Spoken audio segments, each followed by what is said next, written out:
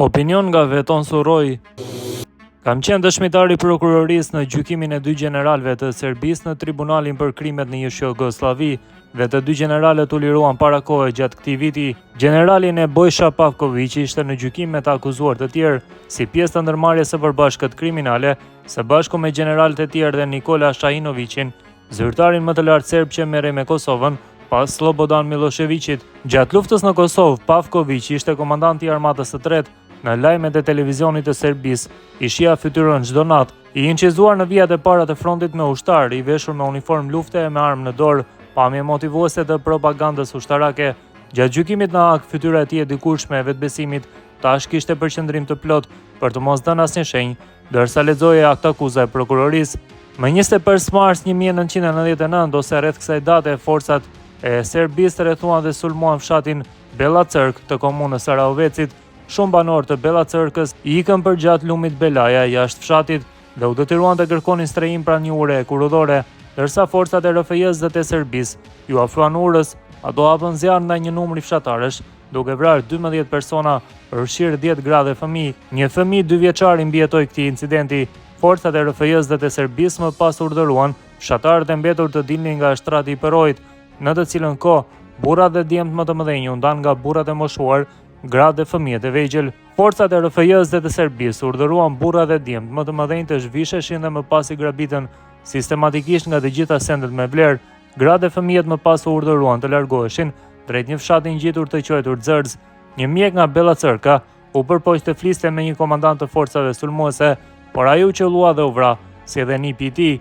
Burrat e mbetur dhe djemtë më të mëdhenj u urdhëruan të ktheheshin në shtratin e Perojit.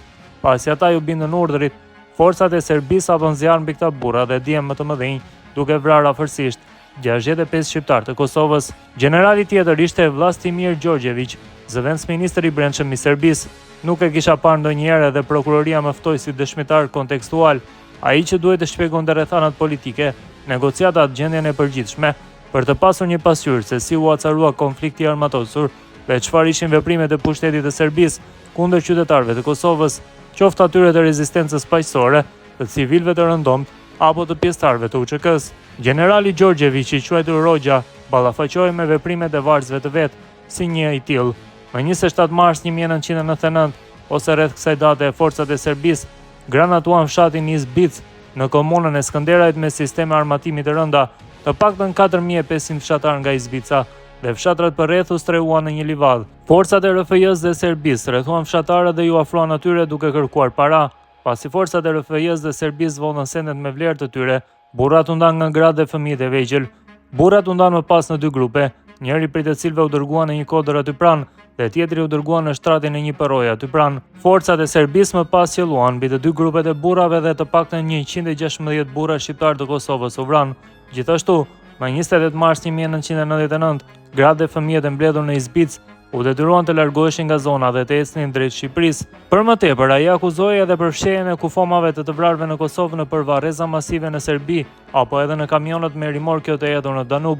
Generali Đorđević, që i dënuar i parë që mori 27 vjet burgim nga Haga, e pash në Hag, tash jo më në gjykat, por në burg. Isha aty për të vizituar një ish komandant të akuzuar të UÇK-s dhe përderisa uleshim në zonën e vizitorëve, ai mu afrua, shtriu dorën dhe tha: "Erdha për t'ju thënë që e ka merituar burgun. Jam përgjegjës për krime kundër popullit tuaj dhe më vjen shumë keq. Kërkoj falje." U largua në pjesën e vet të sallës së vizitës, ku kishin ardhur familjarët e tij. Një vit më vonë u mbajt seanca e apelit dhe atij u zvogëlua dënimi në 18 vjet. Në këtë gjykim ai e kërkoi fjalën dhe tha: "Në vitin 1999 në Kosovë janë kryer krime lufte. Nuk doja që ato krime lufte të ndodhnin dhe nëse mund ta ktheja kohën mbrapsht do të kisha vepruar ndryshe."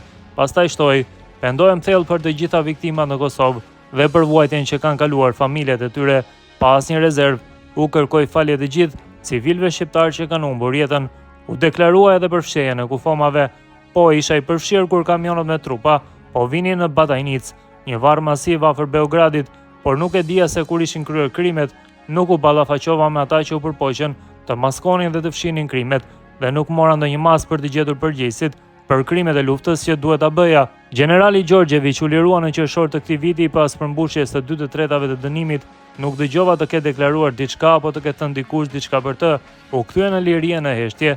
Disa muaj më vonë u lirua nga burgu Nebojša Pavković në baza humanitare nga se lëngonte për një sëmundje terminale. Ai vdiq me 20 tetor dhe presidenti Vučić dërgoi telegram ngushëllimi duke cekur se generali ja ka përkushtuar jetën shërbimit të ushtrisë e vendit, por kjo ushtri dhe vende bën këtë sipas aktgjykimit të Hagës. Më 21 mars 1999 ose rreth kësaj date forcat e RFJ-s dhe të Serbisë sulmuan fshatrat Krushë e Vogël dhe Krushë e Madhe. Fshatarët e Krushës së Vogël u streuan në një zonë pyjore ku ata patën mundësi të shihnin forcat e RFJ-s dhe të Serbisë, duke plaçkitur dhe djegur sistematikisht shtëpitë e tyre. Fshatarët më pas u streuan në shtëpinë e Sejdi Batushës, e cila ndodhet në periferi të Krushës së Vogël.